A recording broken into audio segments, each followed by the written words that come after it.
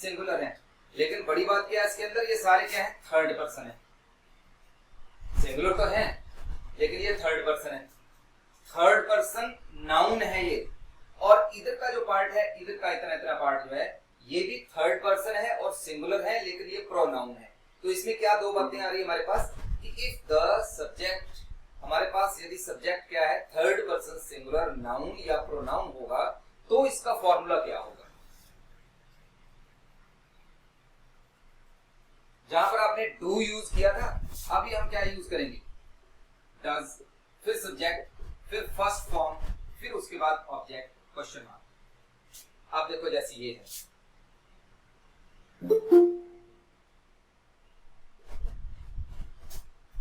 Does she like me,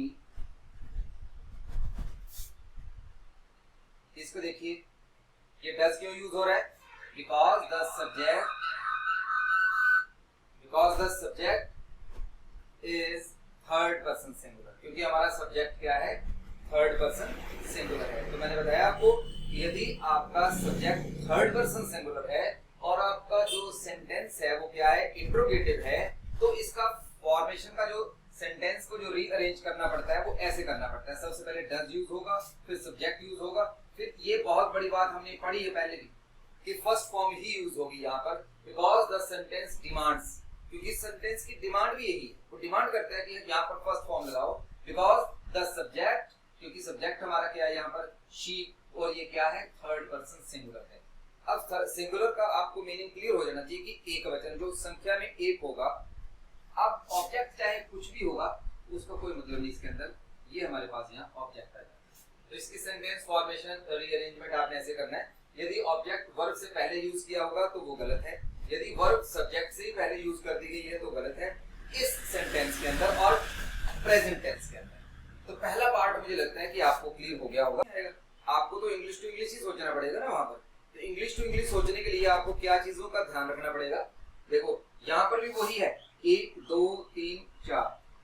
कोई बताएगा कि पहला पार्ट क्या होता है किसी भी सेंटेंस का?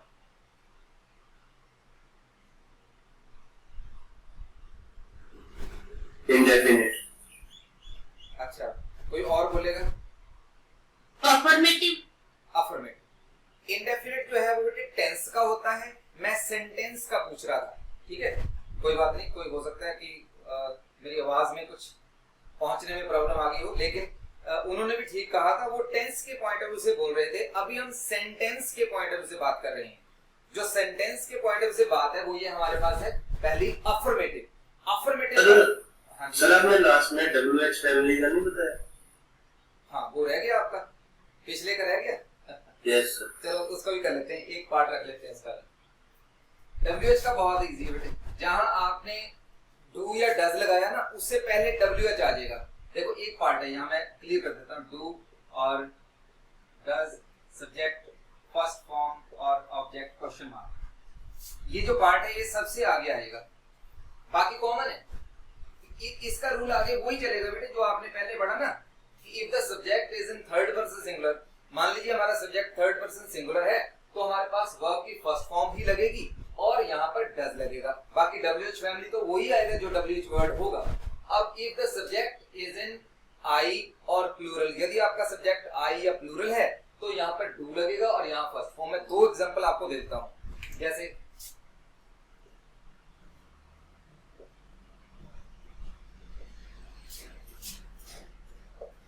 अब देखो ये WH आ गया, ये डू और डज में से एक हमने यूज किया। यहाँ पर डू क्यों लगा? क्योंकि हमारा जो यू है ये क्या है, प्लूरल है, और यहाँ अगला पार्ट क्या है, फर्स्ट फॉर्म, और ये वर्ड क्या है हमारे पास, ऑब्जेक्ट है। देखो इसके भी 1 2 3 4 पार्ट, इनको हम आगे चलकर मेरे पास ये 45 या 46 एक सेंटेंस के फॉर्मेशंस के रूल्स हैं हमारे पास ना, वो हम शेयर कर देंगे जैसे हमारा ये टॉपिक कवर हो जाएगा कंप्लीट। फिर आप आराम से जब मर्जी आप बैठ कर पढ़ो, लेकिन वो सेंटेंस फॉर्मेशन वैसे के वैसे ही चलेंगे, क्योंकि वो ग्रामेरियंस जो लोग होते हैं जिन्होंने ग्रामर के रूल्स बनाए हैं उन्होंने ही लिखा हुआ सारा कुछ ऐसा।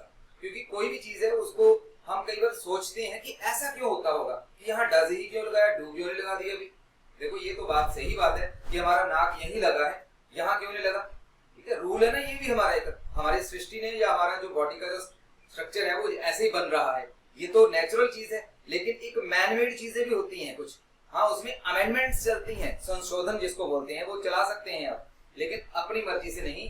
वो कौन चलाएगा?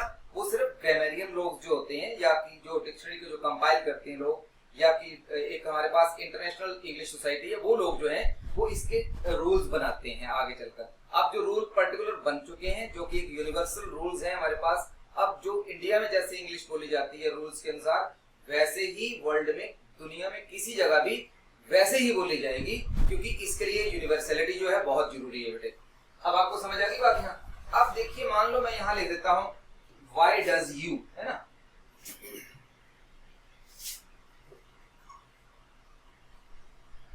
एरर में भी आपको समझ आ गया ये कि यहाँ पर जब हम एरर डिनोट करेंगे या एरर को ढूंढने की कोशिश करेंगे तो हमें एकदम पता चल जाएगा कि यहाँ पर यू हमारा क्या है, प्लूरल है, तो यहाँ डज तो लगना ही नहीं है। पहली बात, क्यों नहीं लगना है? अब क्यों नहीं लगना है ये आपको मैंने लॉजिक दे दिया, क्योंकि हमारा सब्जेक्ट क्या है, प्लूरल है, और ये सेंटेंस कौन से पार्ट में आ रहा है? ये सेंटेंस हमारे पास प्रेजेंट इंडेफिनिट टेंस के इंट्रोगेटिव पार्ट में आ रहा है। इंट्रोगेटिव का दूसरा पार्ट है जो कि WH फैमिली, जो हम बीच में भूल गए थे कि करवाना है। तो अब देखिए मैं आपको डज से क्लियर करता हूँ, डज कैसे आएगा यहाँ पर। मान लीजिए मैं लिख देता हूँ व्हाई डज ही, तो ये सेंटेंस बिल्कुल सही है, ये सेंटेंस सही है। क्यों सही हुआ ये? क्योंकि हमारे पास सब्जेक्ट क्या है यहाँ, थर्ड पर्सन सिंगुलर। अब थर्ड पर्सन सिंगुलर की क्या डिमांड हुई कि यहाँ हेल्पिंग वर्ब क्या लगना चाहिए हमारे पास, डज। बाकी डिमांड एक जैसी ही है आगे चलकर। ये देखिए यहाँ पर ये डिमांड एक जैसी है। तो ये जो है ना, ये बड़ा पार्ट जो है, ये बहुत इंपॉर्टेंट पार्ट प्ले कर रहा है यहाँ पर, कि ये सब्जेक्ट जो है ये सिंगुलर होगा तो डज लगेगा, और यदि प्लूरल होगा और आई होगा तो डू लगेगा। बाकी पार्ट्स जो है वो कॉमन है। अब आपको समझ आ गया ना ये WH फैमिली का बेटे? Yes sir. अब हम कंटिन्यूस की तरफ बढ़ते हैं। कंटिन्यूस में क्या होता है? कंटिन्यूस में भी हमारे पास यही मैंने आपको कहा था कि 4 पार्ट्स ही होंगे, जिसमें सबसे पहले अफर्मेटिव आएगा, और फिर नेगेटिव आएगा, फिर इंट्रोगेटिव, और इंट्रोगेटिव का भी आगे पार्ट होता है एक इंट्रोगेटिव नेगेटिव। वो हम दोनों को मैं 8 के 8 पार्ट्स अलग से करवाऊंगा, फिर आपको कंफ्यूजन नहीं आएगी कोई भी। अभी मैं WH के ही 2 पार्ट्स करवा रहा हूँ आपको, एक है हेल्पिंग वर्ब से और दूसरा हमारे पास है WH फैमिली से। अब हमारे पास फर्स्ट पार्ट आ जाता है यहाँ पर इसका अफर्मेटिव। शॉर्ट में लिख दिया मैंने, अभी आपको समझ आ जाना चाहिए, हमने पहले पूरा लिखा था ये। अफर्मेटिव का क्या फॉर्मूला होता है, और ये कंटिन्यूस में देखो, कोई भी जो टेंस होता है उसमें 2 चीजों का ध्यान बड़ा रखना पड़ता है। क्या कि उसके हेल्पिंग वर्ब कौन से हैं, और उसके अंदर जो मेन वर्ब है वो कौन सी लगेगी। और यदि हम if we talk about the present continuous tense, मान लो हम प्रेजेंट कंटीन्यूअस टेंस की बात करें, तो we have 3 is, am, are. ये हमारे पास हेल्पिंग वर्ब है। HV का मीनिंग आपको समझ आ गया होगा कि ये हेल्पिंग वर्ब है। अब हेल्पिंग वर्ब में भी वही पार्ट्स आपको याद करने पड़ेंगे। वो क्या है कि यदि आपका सब्जेक्ट क्या होगा, थर्ड पर्सन सिंगुलर।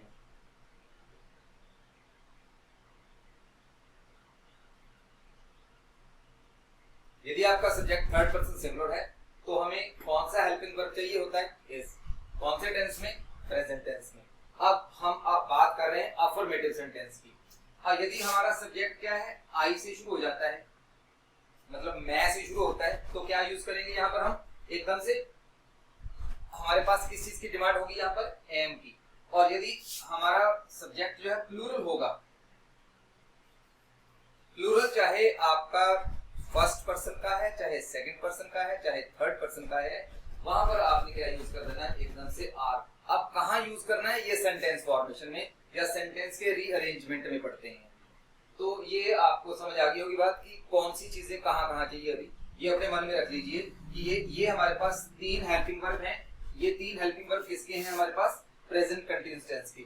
ये कहाँ यूज होती है, किन-किन से कौन-कौन से सेंटेंसेस में यूज होंगे? ये अफर्मेटिव में भी होंगे, इंट्रोगेटिव में भी होंगे, नेगेटिव में भी होंगे, और इंट्रोगेटिव नेगेटिव में भी होंगे आगे चलकर। अभी हम बात कर रहे हैं अफर्मेटिव सेंटेंस की। तो अफर्मेटिव सेंटेंस में दूसरा पार्ट मैंने आपको बताया था कि 2 चीजों का ध्यान रखना होता है। यहाँ पर जो वर्ब है, वर्ब कौन सी यूज होगी यहाँ पर? फर्स्ट फॉर्म के साथ आइए, ये एक नया चैप्टर है इसके अंदर। फर्स्ट फॉर्म तो यूज होगी लेकिन उसके साथ आईएनजी वर्ड भी लगाना पड़ेगा आपको, क्योंकि जो हमारा टेंस है वो कंटिन्यूस है। और कंटिन्यूस टेंस के अंदर क्या बात है, मैंने आपको क्लियर किया था कि जो हमारे पास तीन पार्ट्स हैं, एक प्रेजेंट टेंस होता है, आगे चलकर पास्ट टेंस होता है, एक फ्यूचर टेंस होता है, इसके आगे चार पार्ट्स और हैं। और चारों में से मैंने एक पहला पार्ट जो वो क्लियर कर दिया आपको, प्रेजेंट टेंस, जो पिछले लेक्चर में हमने क्लियर किया था कि प्रेजेंट इंडेफिनिट टेंस क्या होता है, प्रेजेंट कंटीन्यूअस टेंस क्या होता है, प्रेजेंट परफेक्ट क्या होता है और प्रेजेंट परफेक्ट कंटीन्यूअस टेंस क्या होता है। तो अभी हम पढ़ रहे हैं वर्ब की फॉर्म कौन सी यूज होगी इसके अंदर, first he.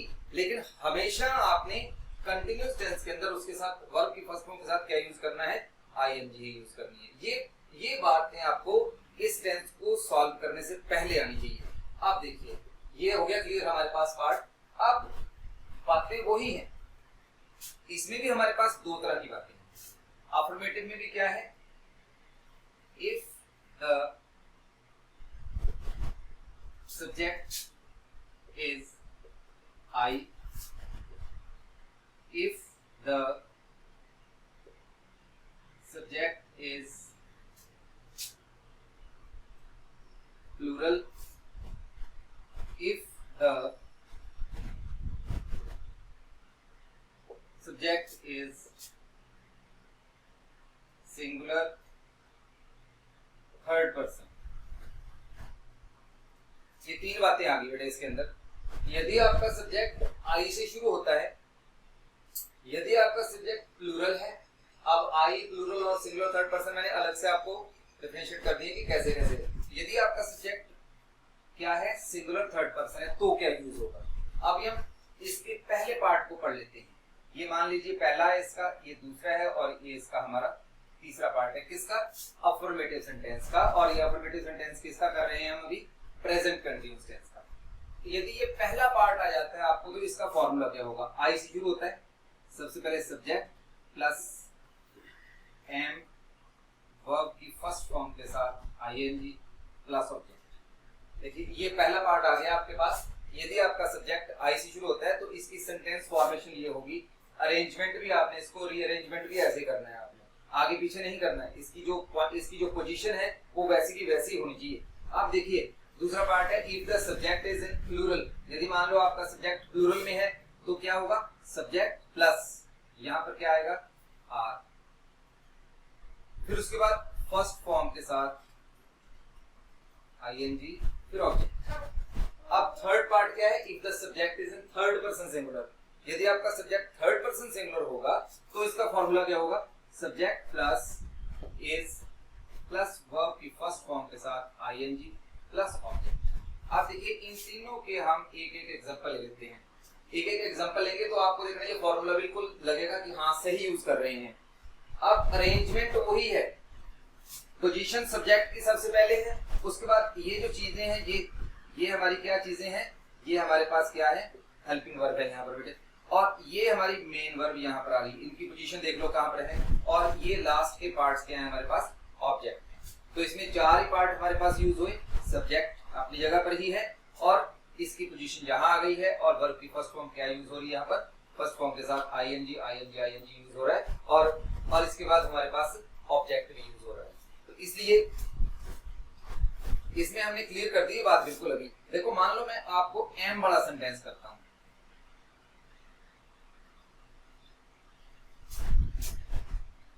I am watching the movie, या अ फिल्म लिख देते हैं शॉर्ट। देखो मैंने इसका पॉइंट आपको क्लियर किया अभी पहले। ये सब्जेक्ट आ गया यहाँ पर। अब मैंने बताया आपको if the subject is in I, मान लीजिए सब्जेक्ट आपका क्या है, आई से शुरू होता है, तो हमारे पास कौन सा हमारा हेल्पिंग वर्ब यूज होगा, एम, वो हमने यूज किया, आई एम। इसके बाद किसकी पोजीशन आनी चाहिए, वॉच।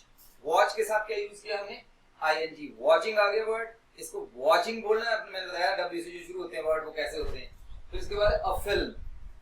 अब ये भी थोड़ा आगे चलेंगे, जैसे आपको अभी टॉपिक्स क्लियर कर देते हैं। फिर इसमें ए बोलते हैं इसको या अ बोलते हैं, इसके रूल्स हैं कुछ बेटे, ठीक है। यहाँ पर अ फिल्म बोलना है, ए फिल्म कहाँ बोलेंगे, यदि हम शुरू में इसको लेते हैं तो इसका एक अलग से एक लॉजिक है इसके पीछे। ये हमारे लिंग्विस्टिक के पार्ट्स हैं, उसमें हम क्लियर करेंगे। अच्छा देखो, अब आ जाता है आर कहाँ यूज होगा। जैसे यही वर्ड है, you are watching a film. अब देखो यू हमारा क्या है, if the subject is in plural, हमारा सब्जेक्ट प्लूरल है तो यहाँ पर आर यूज हो रहा है इसके बाद, यू आर। बाकी कॉमन बातें हैं सारी, वही बातें सारी यहाँ पर आ रही हैं। अब हमारे पास सब्जेक्ट सिंगुलर है, मान लीजिए he is watching a film, बाकी पूरे का पूरा वही पार्ट्स है।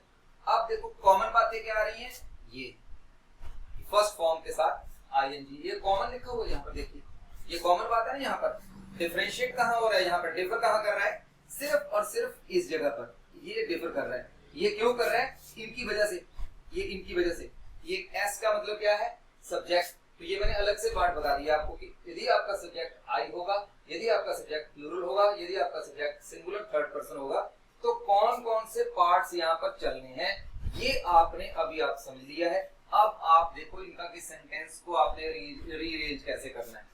मान लीजिए आपके पास सब्जेक्ट आपका यहाँ यूज कर दिया उन्होंने, और यहाँ पर आपको उसने ऑब्जेक्ट लिख दिया, यहाँ पर हेल्पिंग वर्ब लिख दिया और वर्ब की फर्स्ट फॉर्म के साथ आईएनजी लगा के शुरू में कर दिया, तो सेंटेंस फॉर्मेशन गलत हो गया, क्योंकि the tense present continuous tense demands this structure. ये जो स्ट्रक्चर है इसको डिमांड करता है। यदि इस स्ट्रक्चर के बाहर निकलकर हम बात करते हैं, देन वी आर रॉन्ग। इसका मतलब वी आर मिस्टेकन, हम गलती कर रहे हैं, हमसे कहीं ना कहीं गलती हो रही है। तो गलती क्यों हो रही है, क्योंकि इसका मतलब हमने रूल्स को फॉलो नहीं किया। तो ये एक बात हमारी, अभी तक सिर्फ हमने अफर्मेटिव को क्लियर किया। अभी अगला देखना आपको बिल्कुल आसान लगेगा। जहां पर ये यूज हो रहा है, ये आपने अपने मन में रखना है कि कैसे लिखा था, साथ साथ लिख लिया करो बीच बीच में, बाद में आसानी रहती है उसको कवर करने की। अब देखो यहाँ पर subject plus helping verb plus not plus first form के साथ आईएनजी प्लस ऑब्जेक्ट। अब हेल्पिंग वर्ब का बता देता हूं मैं आपको। यहाँ तीन ही है हेल्पिंग वर्ब हमारे पास। सबसे पहले हमने एम यूज किया है, फिर उसके बाद हमने आर यूज किया है, और फिर हमने इज यूज किया है। अब ये मैंने कॉमन एक आइडिया लिख दिया यहाँ पर। नई बात क्या है इसके अंदर हमारे पास, नेगेटिव की नॉट, क्योंकि नेगेटिव सेंटेंस है। बाकी यहाँ रूल्स वही रहेंगे जो हमने पहले पढ़े हैं। If the subject is in starts with I, यदि मान लीजिए आई के साथ स्टार्ट होता है, तो हम उसके साथ सब्जेक्ट के बाद कौन सा हेल्पिंग वर्ब यूज करेंगे, एम वाला पार्ट। और if the subject is in plural, मान लीजिए हमारा सब्जेक्ट प्लूरल है, तो हमें यहाँ पर हेल्पिंग वर्ब कौन सा लगाना है, हमने आर का लगाएंगे। यदि सब्जेक्ट आपका थर्ड पर्सन सिंगुलर है, तो हमें कौन सा हेल्पिंग वर्ब चाहिए, इज। बाकी कॉमन पार्ट्स हैं बेटे, यहाँ पर कॉमन पार्ट्स हैं। सिर्फ नई चीज मैंने बताई है आपको, नॉट वाली, कि नॉट का पार्ट है यहाँ पर एक नया। अब इनके हम एक एक एग्जांपल लिख लेते हैं, इसके साथ, इसके साथ और इसके साथ। अब देखो एग्जांपल क्या है, मान लीजिए हमने पहले भी पढ़ा है वही सेंटेंस, जैसे लिख दिया हमने, आर से शुरू कर देते हैं या आई से शुरू कर देते हैं पहले। I am not taking T, full stop. इसमें क्या, ये सब्जेक्ट आ गया अपनी जगह। यहाँ पर एम क्यों यूज हो रहा है, ये मैंने लॉजिक पहले दे दिया हुआ आपको। ये हेल्पिंग वर्ब अपनी जगह आ गया, नॉट अपनी जगह आ गया। देखो अरेंजमेंट कहाँ हो रही है इनकी सबकी, जो जिसकी पोजीशन है वही। यदि आप जैसे मान लीजिए आपने एनसीसी कहीं देखी होगी, या स्कूल में जब आप प्रेयर करते थे, तो आपको पता है कि हम हाइट वाइज खड़े होते थे। यदि हम अपनी अरेंजमेंट के अनुसार ना खड़े हुए, या हमें जो सिस्टम से बताया गया जैसे ना करें, तो क्या होता है, हमें अटपटा सा लगता है, या हौच पौच हो जाता है, या वहां पर एकदम से जो व्यक्ति अलग से नजर आएगा फिर वो पकड़ा जाता है यहाँ पर। तो यहाँ पर मान लीजिए ये चीज हम यहाँ कर देते हैं और इसको आगे कर देते हैं, तो ये आपके दिमाग में स्ट्रक्चर बैठा होगा, तो आप एकदम इसके अरेंजमेंट को पकड़ लेंगे कि नहीं ये गलत है। यहाँ पर एकदम आपने ध्यान देना, यहाँ पर टी हमारा क्या है, यहाँ ये ऑब्जेक्ट है।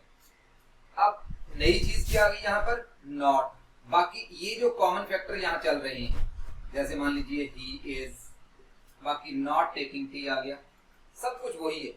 अब है दे आर प्लूरल में चला गया। और बाकी सारा कुछ वही। They are not taking tea, मैं चाय नहीं ले रहा हूँ, वह चाय ले रहा है नहीं ले रहा है, वे चाय नहीं ले रहे हैं। लेने का मतलब यहाँ पीने से ही है, टेक होता है। आप ड्रिंक और टेक में क्या डिफरेंस होता है ये भी थोड़ा समझ लीजिए आप, क्योंकि जो ड्रिंक वर्ड होता है वो हम जिससे हमें एनर्जी आती है, आजकल हम चाय पीने से भी शायद एनर्जी आ जाती है लोगों को, ऐसा नहीं है। ये जो चाय चीज है ये अंग्रेजों की देन है बेटे। अंग्रेज जो थे उनके अपने रूल्स थे कि चाय हम तो शायद कुछ सेकंड्स के अंदर एक कप को खत्म कर देते हैं, वो ऐसा नहीं करते थे, वो टेक करते थे, मतलब धीरे धीरे लेना, थोड़ा सा एक सिप लिया, फिर दूसरा सिप लिया, फिर तीसरा सिप लिया, धीरे करते करते 10-15 सिप हो गए। अब ड्रिंक को भी ऐसे करते थे। अब वो अलग पार्ट्स है कि इंडिया में कुछ और रूल्स बन गए हैं खाने पीने के, तो हम बनना चाहते हैं अंग्रेज, लेकिन जो हमारे जो मैनर्स हैं वो बदल नहीं रहे हैं, तो थोड़ा ध्यान देना है। मैंने आपको एक छोटा सा एग्जांपल दिया था, जैसे ये शब्द मैं लिख देता हूं PLIERS, ये सबके घरों में होता है। ये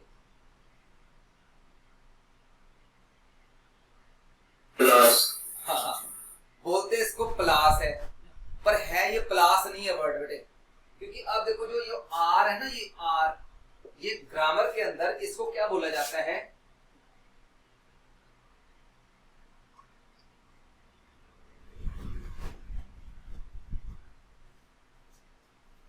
लेस स्ट्रेस्ड सिलेबल।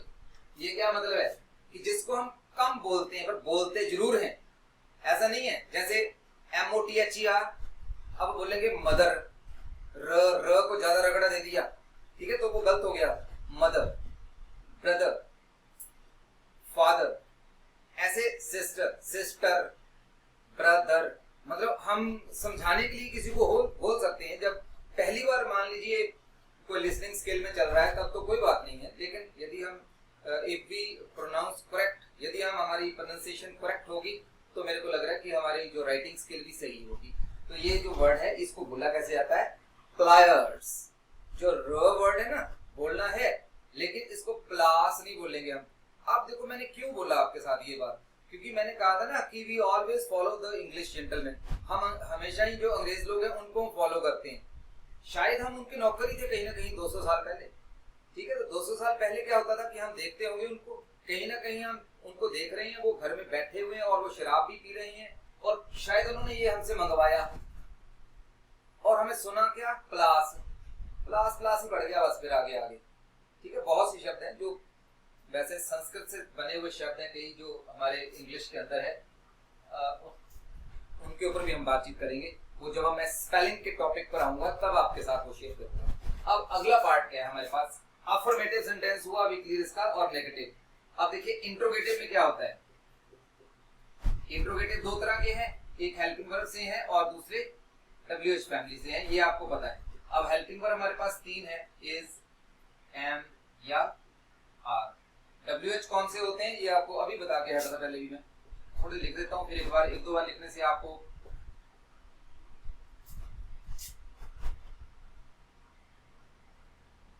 ये सारे हमारे WH फैमिली के ही पार्ट्स हैं।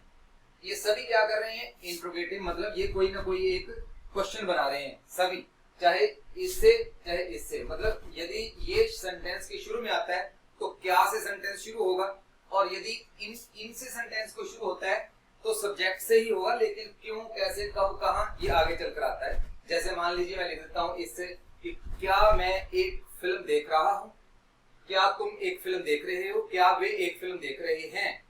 अब मान लीजिए वाई से सेंटेंस आ जाता है, मैं एक फिल्म क्यों देख रहा हूं। देखो क्यों कब कहां आ रहा है, ये वर्ब के साथ यूज हो रहा है, इसलिए यहाँ थोड़ी सी बात आपको मन में रखनी है आपने। अब देखिए इसका आगे सेंटेंस रीअरेंजमेंट कैसे होता है। सेंटेंस के रीअरेंजमेंट में कैसे चलेंगे हम, सबसे पहले हेल्पिंग वर्ब बड़ा पार्ट कर लेते हैं। मान लीजिए आपको हेल्पिंग वर्ब वाला अरेंजमेंट आ जाता है, तो कैसे है, सबसे पहले हमें यहाँ यूज करना है इज या एम। ये कौन से पार्ट को कर रहे हैं अभी हम, ये हम प्रेजेंट कंटिन्यूअस टेंस को ही हम पढ़ रहे हैं आज अभी, ठीक है, उसके अरेंजमेंट को पढ़ रहे हैं। फिर है सब्जेक्ट, फिर है वर्ब की फर्स्ट फॉर्म के साथ ING और ऑब्जेक्ट। अब देखो नई चीज क्या है, यहाँ पर ये मैंने तीनों का एक ही पार्ट में कवर कर दिए। यहाँ पर इसको डिफरेंशिएट कर लेंगे हम सब्जेक्ट के साथ। जैसे यहाँ पर है is he making a plan, helping verb, subject first form के साथ आईएनजी और वर्ब की फर्स्ट फॉर्म के साथ ऑब्जेक्ट हमारा फर्स्ट फॉर्म के साथ आईएनजी यहाँ पर आ गया। मेक वर्ब की फर्स्ट फॉर्म है। कोई मुझे बताएगा कि इसकी सेकंड और थर्ड क्या होती है?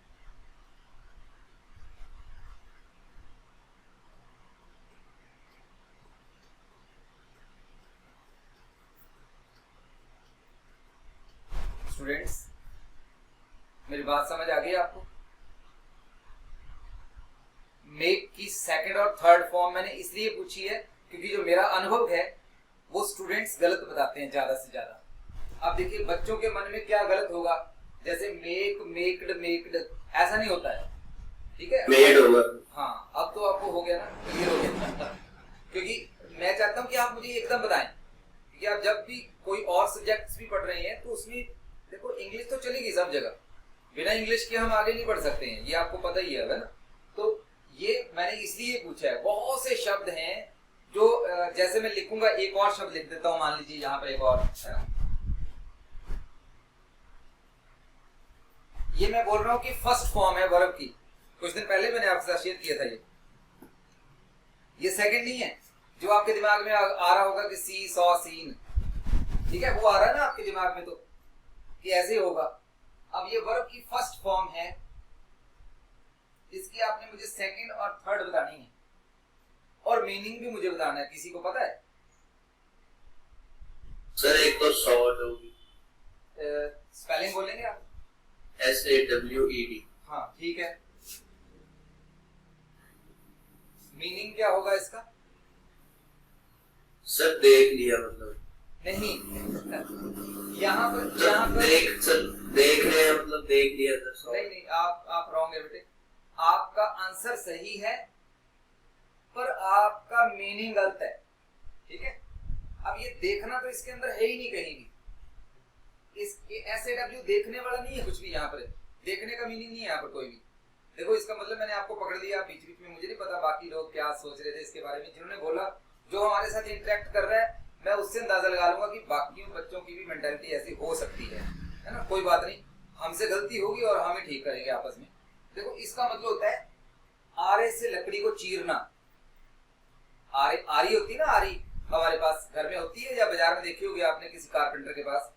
उसके साथ किसी लकड़ी को चीरते हैं या उसको काटते हैं तो वहां पर ये शब्द यूज होता है सॉ। अब सेकंड फॉर्म आपकी सही होगी लेकिन आपने उसके तुक्का लगाया था, इसका मतलब आपको मीनिंग नहीं पता था, ठीक है? अब थर्ड फॉर्म क्या है इसकी? थर्ड फॉर्म भी यही है। बहुत से शब्द सर सौ का मतलब देखना नहीं होता वो बेटे। वो कैसे होता है? देखो ये है,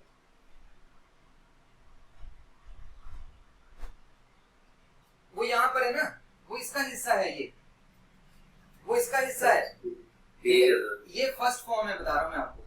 ये अपने आप में एक शब्द है जो वर्ब ही है, ये भी वर्ब है, लेकिन ये सेकंड फॉर्म किसकी है? सी की। लेकिन ये तो अपने आप में पहली फॉर्म है अभी, तो पहली फॉर्म के बाद दूसरे में जाएंगे, फिर तीसरे में जाएंगे, लेकिन इसका मीनिंग भी तो पता होना चाहिए ना। तो मीनिंग क्लियर होना बहुत जरूरी है बेटे, क्योंकि यदि मैं कह सकता हूँ कि if you want to enhance your vocabulary you must read the newspaper daily, है ना? न्यूज़पेपर पढ़ना बहुत जरूरी है आपके लिए।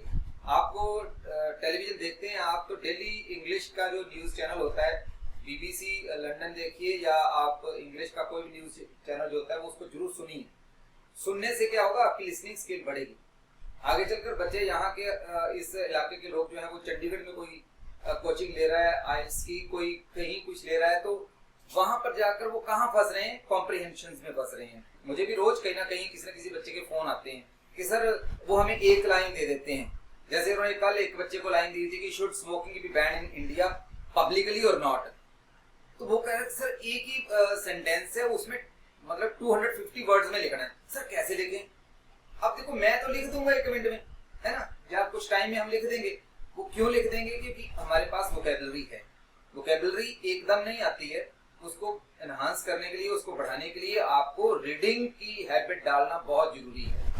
आज हम मोबाइल में पढ़ते हैं सब कुछ, या मोबाइल में भी रीडिंग कर सकते हैं आप, पर न्यूज़पेपर रखेंगे या कोई आप बहुत बड़ी बड़ी मैगजीन्स आती हैं, जर्नल्स आते हैं, इंडिया टुडे है हमारे पास, फ्रंट लाइन्स है, कॉस्मोपॉलिटन है, बहुत सी ऐसी मैगजीन्स हैं जो आप यूज कर सकते हैं इंग्लिश के पॉइंट ऑफ व्यू से। तो लेडीज की मैगजीन्स होती हैं और जनरल मैगजीन्स होती हैं, सब मैगजीन्स आप पढ़ सकते हैं जिससे आपकी वोकैबुलरी बढ़ेगी। और जैसे कई शब्द हैं जो जहां पर भी आपको नजर आते हैं वहां पर आप ना, जैसे कीन ऑब्जर्वर होता है ना, जैसे बंदा, कीन ऑब्जर्वर का मतलब होता है ऐसा व्यक्ति जो कि हर चीज को बड़ी गहराई से सोचता है। आप बस में बैठे हैं कहीं, बस में देखिए कौन सा शब्द सही है कौन सा गलत है, बहुत सी गलतियां होती हैं उसमें भी लिखी हुई, वो आप देखिए घर में जाके कि मैंने, घर में नहीं देखेंगे आप, उसी टाइम मोबाइल में देख लेते हैं आजकल, तो हम देखो उसी टाइम आजकल ऑटो करेक्ट की वजह से हम स्पेलिंग की तरफ ध्यान नहीं दे रहे हैं, तो ऑटो करेक्ट भी लगा लो लेकिन स्पेलिंग भी सही रखो अपने, क्योंकि ये चीजें जो है बहुत इंपॉर्टेंस रख रही है हमारी लाइफ के अंदर आगे जाकर। तो ये मैंने बता दिया आपको यहाँ इज क्यों लगा है, यहाँ इज सिर्फ हमारे सब्जेक्ट की वजह से लगा है, बाकी कॉमन पार्ट है यहाँ पर, ठीक है। यहाँ पर लिख लिया, मान लीजिए are you making a plan, तो हमारे पास आर क्यों लगा है, क्योंकि हमारा यू क्या है, प्लूरल है। यदि हम लिख देते हैं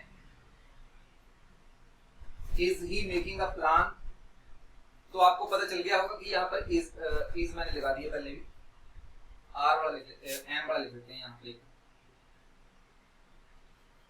M I making a plan, क्या मैं एक योजना बना रहा हूं, क्या तुम एक योजना बना रहे हो, क्या वह एक योजना बना रहा है। ये तो हिंदी बड़ी बातें हो गई है ना, लेकिन हमारा चैप्टर समझने वाला ये था एक, और इसके अंदर एक बड़ी बात ये भी हमें समझनी पड़ेगी। तो अभी ये बातें मैंने आपको बता दी कि ये हमारे सारे हेल्पिंग वर्ब होते हैं, ये सब्जेक्ट के अनुसार यूज होते हैं, और जो वर्ब है फर्स्ट फॉर्म वो हमें टेंस के अनुसार यूज करनी पड़ेगी साथ साथ, और बाकी ये भी तो टेंस के साथ ही है, लेकिन ये सब्जेक्ट भी बहुत इंपॉर्टेंस रखता है इसके अंदर। If the subject is in third person singular तो हमें इज लगाना है, if the subject is in plural, यदि हमारा सब्जेक्ट प्लूरल है तो हमें आर लगाना है, यदि हमारा सब्जेक्ट आई से शुरू होता है तो हमें एम यूज करना है। ये एक कॉमन फैक्ट था इसके अंदर।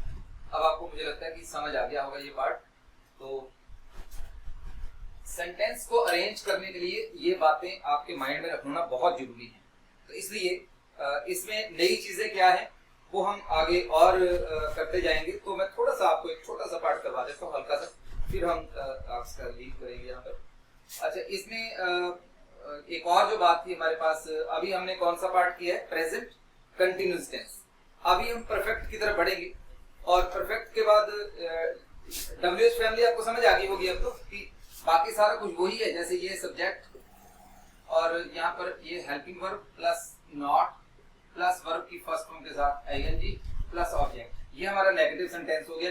ये हमारी हेल्पिंग वर्ब कौन कौन सी है हमारे पास, इज है हमारा। अभी हमारे पास इंट्रोगेटिव आ जाता है, मान लो helping verb plus subject plus verb की फर्स्ट फॉर्म के साथ ING plus object question mark, और ऐसे ही हमारे पास WH आ जाता है, तो WH plus helping verb plus subject plus verb की फर्स्ट फॉर्म के साथ ING plus object question mark. ये हमारे सेंटेंस के फॉर्मेशंस होते हैं। इन सेंटेंस के फॉर्मेशंस के पॉइंट ऑफ व्यू से ही आपको कोई भी सेंटेंस जो है जो इस टेंस के अंदर आता होगा वो आपने सही कर लेना है। आज के लिए इतना ही, बाकी हम कल जो आपके और लेक्चर्स होंगे वो लगेंगे। आप ज्यादा से ज्यादा इसमें अपनी पार्टिसिपेशन दिखाया करेंगे, तो हमें लगेगा कि आप सही तरह से जो हम आपको एजुकेशन इम्पार्ट कर रहे हैं, जो आपके पास हम नॉलेज लेकर आ रहे हैं वो आपको पहुंच रही है। आज के लिए इतना ही। Thank you very much, have a nice day. Thank you sir. Thank you, sir.